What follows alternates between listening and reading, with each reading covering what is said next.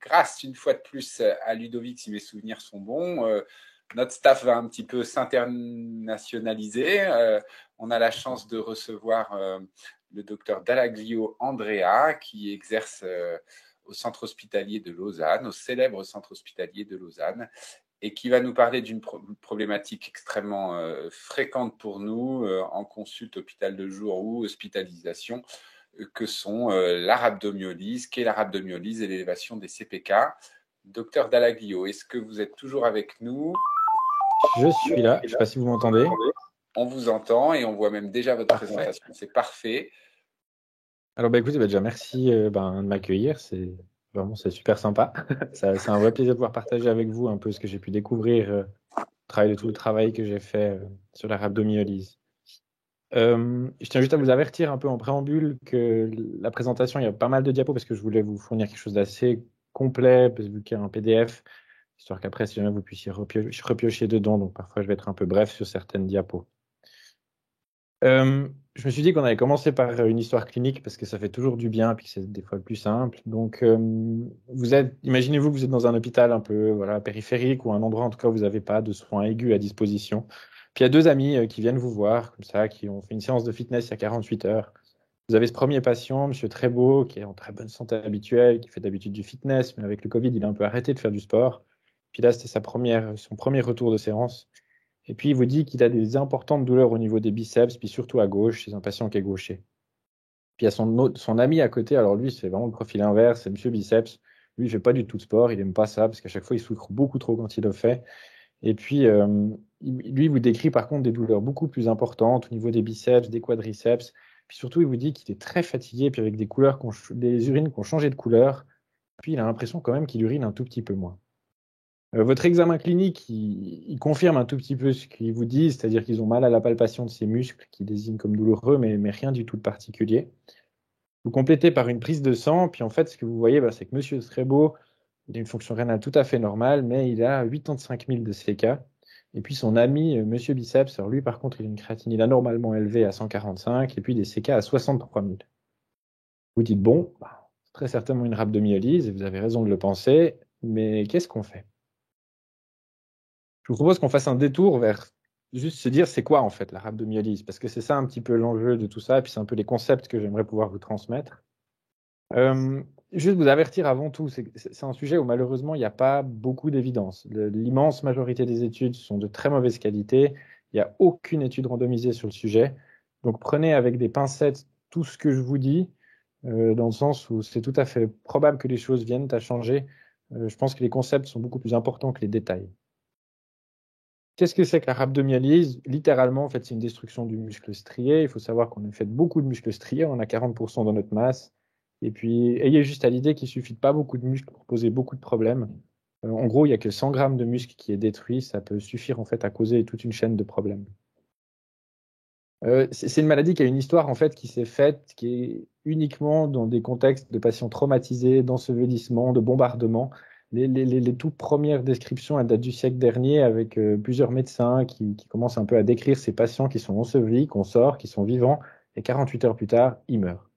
Tous avec une insuffisance rénale. Et puis c'est en 1941 qu'un monsieur Bywaters, lors du bombardement de Londres, cette fois, se penche à nouveau sur ces patients-là. Là, il fait une description un peu plus physiopathologique. Puis il décrit cette triade qui est censée être la triade clinique qui est censée nous aider, c'est myalgie, faiblesse musculaire, puis des urines de couleur de thé. La physiopathologie, en fait, elle est assez simple quelque part. J'ai envie de dire, tous les chemins mènent à l'ATP. C'est aussi simple, en gros, toute agression, toute problématique qui va causer une diminution de l'ATP du myocyte va en fait altérer la fonction de la NAC-ATPase, qui fait que l'échangeur avec le calcium marche moins bien, accumulation de calcium intracellulaire, puis ensuite une activation intracellulaire de protéase, de phospholipase qui va induire en fait l'apoptose et la mort de cette cellule. Vraiment, je crois qu'on peut retenir ça comme tous les chemins mènent à l'ATP. J'aimais bien cette image. Je fais juste un tout petit détour par les statines parce qu'on entend très fréquemment parler. Sachez juste que c'est une physiopathologie totalement différente. C'est un peu l'exception à la règle. Je ne vais pas la détailler là parce qu'elle est très compliquée. Il y a la référence en bas si jamais, si quelqu'un a envie de se lancer dans la lecture. L'article est très très bien, long mais très très bien. Donc, une fois en gros que ce muscle est détruit, ben, je trouvais que l'image du bombardier était assez bonne, c'est-à-dire que en fait, le muscle se détruit, à partir de là, il va relarguer plein de choses dans la circulation et aussi poser des problèmes au niveau locaux. Et puis, ben, c'est un peu ça le concept. C'est-à-dire que une fois que le muscle est détruit, il relargue un tout petit peu tout. Et puis, ben, voilà un peu les complications, disons, qu'on peut avoir. Il y en a l'air d'en avoir pas mal, mais en fait, c'est juste 4 catégories. Si vous prenez, vous avez en gros la catégorie des troubles électrolytiques. Forcément, hein, tous les électrolytes intracellulaires sont libérés. Des problèmes plutôt liés à l'œdème, qui vont faire des problèmes peut-être de volémie sur un troisième secteur, ou alors carrément un syndrome compartimental, mais très local. Docteur Et puis, en Dalaglio. fait, c'est la problématique majeure. Je ne sais pas si vous avez entendu, donc en gros, il y a les troubles électrolytiques liés à la libération des électrolytes intracellulaires, les complications un peu plus liées à l'œdème, puis en fait, la complication majeure qui est l'atteinte rénale, en fait. Je passe assez rapidement sur le syndrome compartimental parce qu'en fait, c'est quelque chose de très traumatique qu'on verra enfin, dans des cas assez particuliers. La clé, en fait, c'est vraiment cette insuffisance rénale. Depuis le début, ça a toujours été décrit comme une maladie qui est intimement liée à l'insuffisance rénale, la mortalité aussi. Il y a un chiffre qui vaut ce qui vaut, étant donné les difficultés diagnostiques de cette pathologie, mais n'empêche qu'il y a quand même un taux de mortalité du simple au triple chez les patients qui développent une insuffisance rénale aiguë. Puis ce qui est assez intéressant, c'est que dès 1941, dès les premières descriptions, en fait, la problématique a assez rapidement été décrite, où en fait, dans les biopsies, disons, ouais, des personnes décédées, on trouvait justement des cylindres pigmentés à l'intérieur des tubules. C'est une physiopathologie qu'on a un tout petit peu mieux compris par la suite.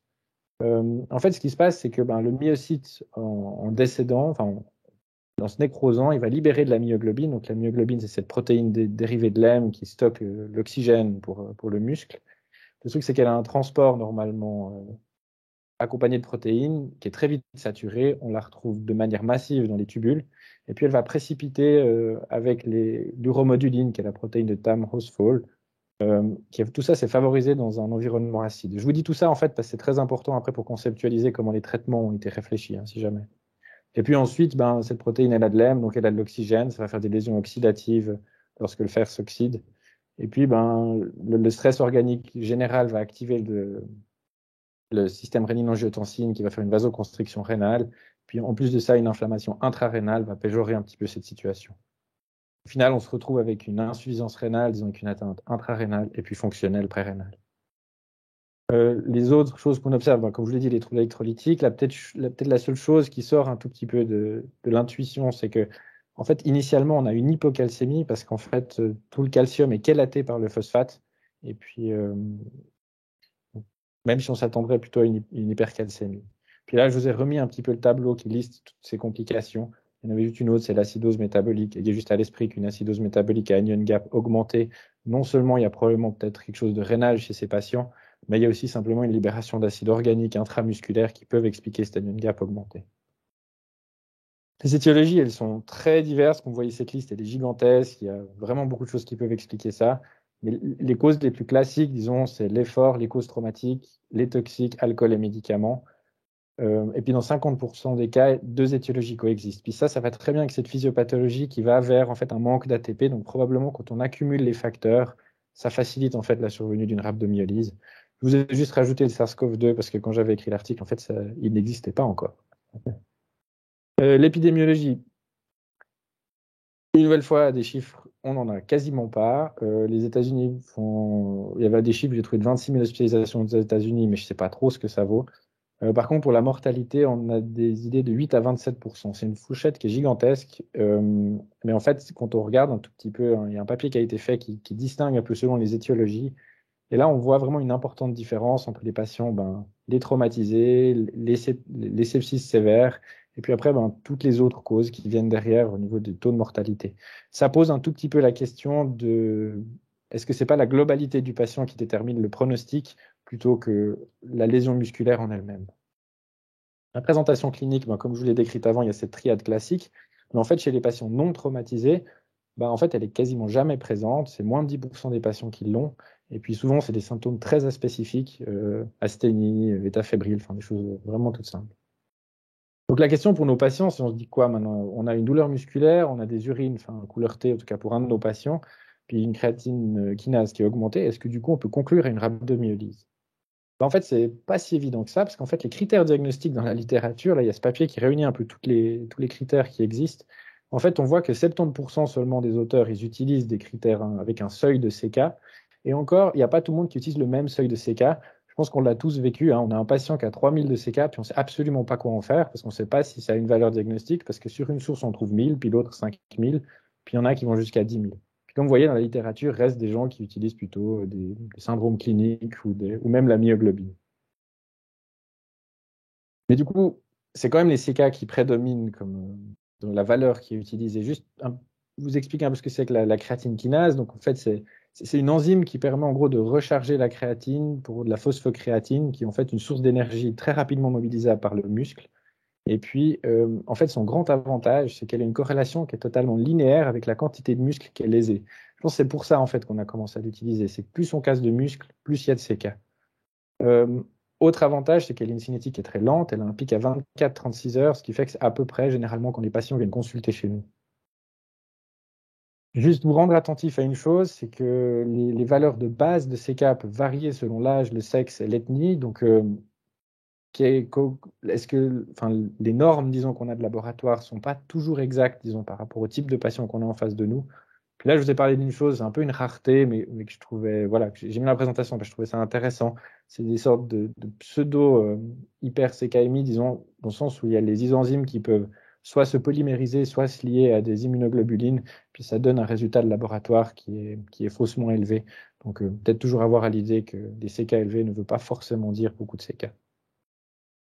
Donc, en gros, ce que je souhaite souligner là, c'est de se dire que, OK, la créatine kinase, elle est corrélée à la quantité de muscles lésés, mais malheureusement, en fait, il n'y a aucune corrélation qui a été mise en évidence par les études qu'au seuil qu'on utilise, c'est-à-dire 1000, 10 000, en fait, il y a une corrélation, disons, à la survenue de complications. Si vous prenez là, ce papier assez intéressant, où ce qu'ils ont fait, c'est qu'ils ont repris un peu les paramètres laboratoires de différents patients qui avaient des rhabdomyolyses, et puis ils ont juste comparé. Donc, par exemple, pour l'outcome insuffisance rénale, vous voyez que les patients, ils en aient une ou pas, on voit en fait qu'on a des CK qui sont pratiquement les mêmes pour la plupart des patients. Et puis pour l'outcome, je ne sais pas si vous voyez, mais pour l'outcome du décès, donc entre les patients vivants et décédés, là aussi, en fait, on a des CK qui sont pratiquement identiques. Ça, c'est un papier des soins intensifs qui là comparait les CK à l'admission et puis à leur pic de CK. Puis en fait, vous voyez que l'échelle elle est assez gigantesque, hein, ça va jusqu'à 160 000. Mais si on prend un peu un seuil, allez, on dit à moins de 20 000, ou même, moi j'ai mis la barre un peu en dessous de 40 000, vous voyez en gros que ce n'est pas du tout discriminant comme valeur, et puis que ça ne nous permet absolument pas de stratifier le risque de complication de notre patient. Mais vous allez me dire, pourquoi est-ce qu'on n'utiliserait pas la myoglobine, vu que c'est elle qui pose tous les problèmes? Alors, là, j'ai retrouvé ce papier, en gros, qui était une étude rétrospective, mais voilà, ça vaut ce que ça vaut. Eux, ils avaient l'air de dire qu'il y avait quand même une assez bonne corrélation entre le besoin d'être dialysé et puis les valeurs de créatinine avec les taux de myoglobine. Après, elle a vraiment un désavantage majeur, c'est qu'en fait, elle a une cinétique très très courte, elle a à peine 24 heures, donc très probablement que c'est un peu compliqué de l'utiliser. Puis pour être tout à fait sincère, je ne sais pas dans vos hôpitaux, mais en tout cas dans mon CHU, ce serait absolument impossible d'avoir la mesure rapidement, en fait. Simplement, j'ai regardé avec le laboratoire, en fait, on n'y aurait même pas accès. Concernant les examens urinaires, donc là, on a typiquement ces urines couleur T, une bandelette qui va être positive pour du sang parce que les peroxydases vont activer la bandelette, et puis un sédiment, on ne va pas retrouver d'érythrocytes. Il y a une chose, je pense, qui est assez importante, c'est d'avoir à l'idée que la myoglobinurie, c'est quelque chose de très spécifique de la rhabdomyolyse, mais pas du tout sensible. Donc, si elle n'est pas présente, ça n'exclut pas la présence d'une rhabdomyolyse. Puis, je vous ai mis en bas un petit tableau qui résume un peu qu'est-ce qu'on fait, enfin, quels sont un peu les éléments quand les urines changent de couleur.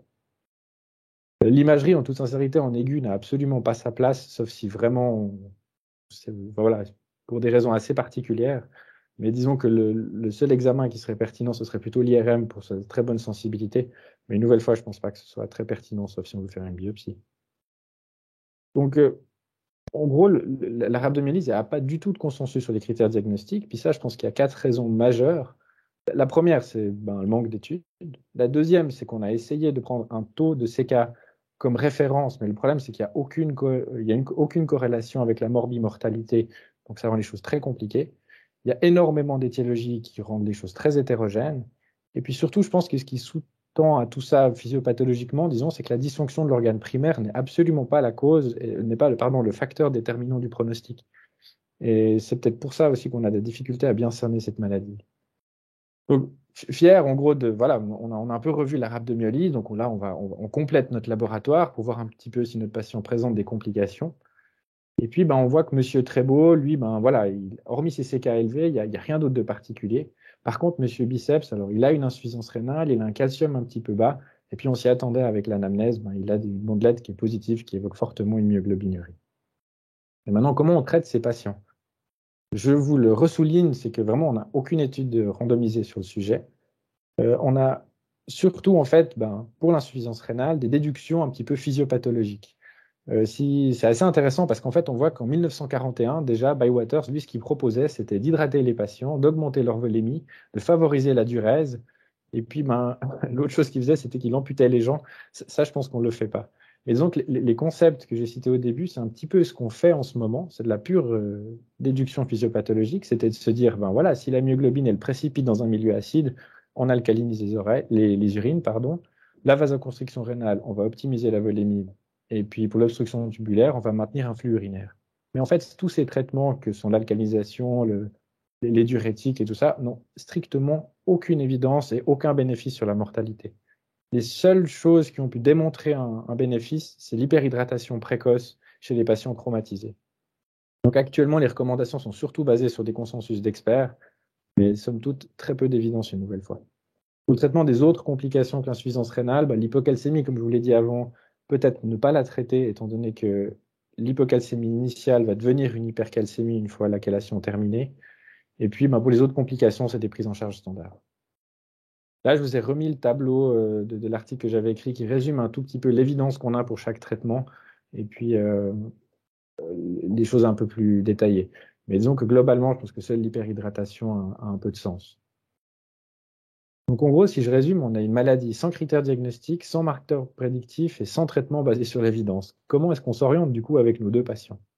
Et là, il y a un monsieur qui nous sort un tout petit peu du pétrin, c'est un monsieur McMahon, qui ont eu l'idée magnifique de faire une grande étude rétrospective de cohorte sur 2300 patients. Ils ont pris deux grands centres, ils ont pris tous les gens qui avaient des CK à plus de 5000, et puis ils ont un peu fait des analyses statistiques pour voir qu'est-ce qui était significatif dans le pronostic de ces patients, et puis surtout, en fait, ils ont cherché à créer un score.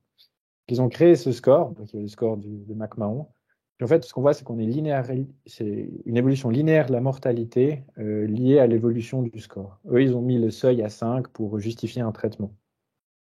Au-delà du fait que c'est un outil, je pense, qui est très utile, je trouve qu'en fait, il permet de bien réfléchir par rapport à ce qu'est la rhabdomyolyse. C'est que si vous voyez les paramètres, disons, qui ressortent, c'est qu'on a l'âge, donc ça veut dire probablement des comorbidités. Le sexe féminin, je vous avoue, je ne sais pas pourquoi. La créatinine d'admission, le calcium, vous avez vu que le taux de CK est à 40 000, ce qui correspond assez à ce que je vous avez montré tout à l'heure. Et puis surtout, ça tient compte aussi de l'étiologie. Donc en gros, c'est une réflexion un tout petit peu plus globale, c'est de se dire, en fait, ce qui nous intéresse, c'est pas le muscle, mais c'est les conséquences de la destruction de ce muscle. Et puis à partir de là, on peut en déduire une prise en charge. Et du coup, en fait, si on reprend nos patients, Monsieur Trébeau, lui, il a 2 points, donc il va pouvoir rentrer à la maison. Puis je pense qu'il va falloir contrôler ses CK à 8 semaines, puis ça, je vous le dis dans 2 secondes pourquoi. Et puis l'autre monsieur, lui, par contre, il a 7 points, il faut l'hospitaliser, le traiter, et puis si possible, dans une unité de soins continus ou de soins intermédiaires, je ne sais pas comment ça s'appelle chez vous. Puis ensuite, la dernière question qu'il faut peut-être se poser, c'est est-ce que c'est vraiment normal de faire une rhabdomyolyse? En gros, il ne faut pas oublier qu'il y a quand même 2% des rhabdomyolyses qui seraient d'origine génétique chez des patients qui ont des maladies métaboliques, des myopathies ou autres.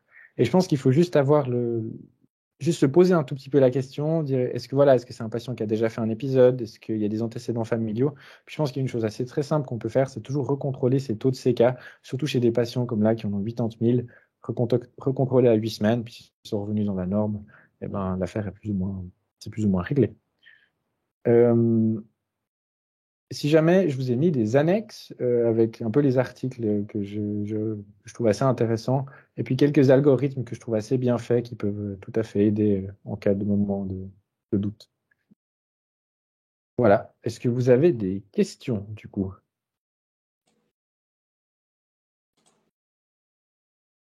Merci beaucoup. C'est une super présentation. Moi, j'ai appris plein de trucs. J'ai peut-être une ou deux questions, mais Ludo, je sais, je te vois à l'écran. Est-ce que de ton côté, tu avais une question? C'est juste pour dire la chose suivante. Merci. Voilà. Vous m'avez, il y a un an, avec cet article-là, enfin, pas sauvé la vie, mais j'ai été en peine face à un patient avec une rhabdomyolyse. J'ai repris votre papier de la RMS. Et le score de McMahon était génial. Ça m'a permis de me libérer de plein de choses et après on l'a mis en place aux urgences.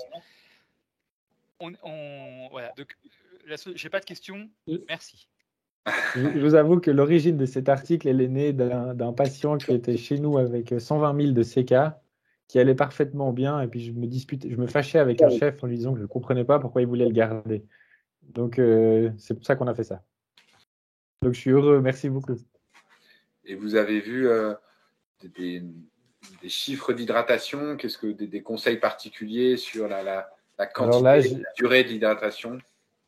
Oui, alors je reviens peut-être sur la présentation. Du coup, je propose, on a un petit peu fait une sorte de consensus, hein, mais c'était de dire qu'en fait, qu'au tout départ, on va plutôt hydrater le patient avec des diurèses cibles. C'est en disant, on veut l'hydrater très abondamment pour qu'il récupère une bonne diurèse. Là, une nouvelle fois, les isotoniques ou alors le NaCl, il n'y a pas du tout il y a rien qui ressort, en tout cas dans la littérature, quelque chose serait mieux. Et puis, le but après, c'est de maintenir en fait cette diurèse. Puis là, voilà, c'est 200 à 300 millilitres/heure, donc c'est des grosses hydratations. Mais la plupart de nos patients, enfin en tout cas ceux que moi j'ai vus, c'est généralement des personnes âgées qui ont chuté au sol, qui sont très déshydratées, et puis qui ont énormément de comorbidités qui font qu'on n'a pas forcément envie de leur donner au long cours beaucoup de liquide. Donc, je dirais plutôt dans les premières phases, rendre le patient euvolémique. Je crois que ça doit être ça la cible. Cibler une diurèse, et puis ce serait un peu ça pour moi l'idée, la première. D'accord. Ouais, s'il n'y a pas de questions et pas d'autres questions, on va pouvoir pile poil terminer à l'heure. Et c'est du coup l'occasion de remercier les orateurs. Parfait, vous avez géré le timing parfaitement pour qu'on arrive à terminer à 14 heures.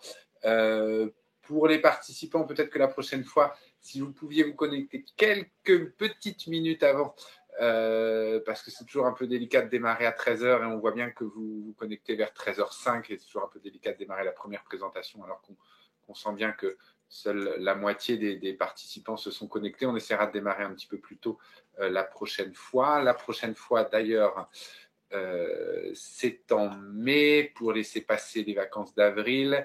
Et c'est le 19 mai, puisqu'il y avait l'ascension la semaine suivante. On parlera de la prise en charge de l'insuffisance cardiaque aiguë en salle de médecine polyvalente. On aura le professeur Fabrice Bauer du CHU de Rouen qui viendra nous faire cette présentation. Et ensuite, le docteur Guédel Domitillé, endocrinologue à l'hôpital de Chambéry, qui parlera des actualités en diabétologie. Il nous reste à vous souhaiter une excellente après-midi. Merci. Et puis, on se verra au mois de mai. Bon après-midi à tous.